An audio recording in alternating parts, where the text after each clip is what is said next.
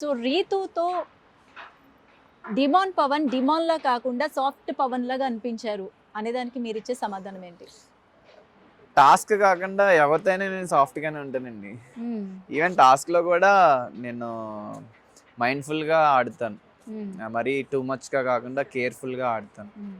As a అంటే person నేను అంతే. డిమాన్ అని పేరు రావడానికి మీలో ఉన్న అగ్రెసివ్‌నెస్ కారణము. అందుకనే డిమాన్ అని పేరు పెట్టారు అని ఒక టాక్. ఈ 'రీతూ'తో ఆడుతున్నప్పుడు సాఫ్ట్ పవన్‌లా కనిపించారు అని ఒక టాక్.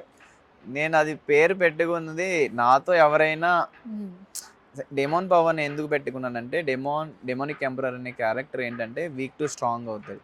సో, పవన్ అని పెట్టుకొని నేను కూడా వీక్ టు స్ట్రాంగ్ అవ్వాలి. కంటిన్యూగా గ్రో అవ్వాలి.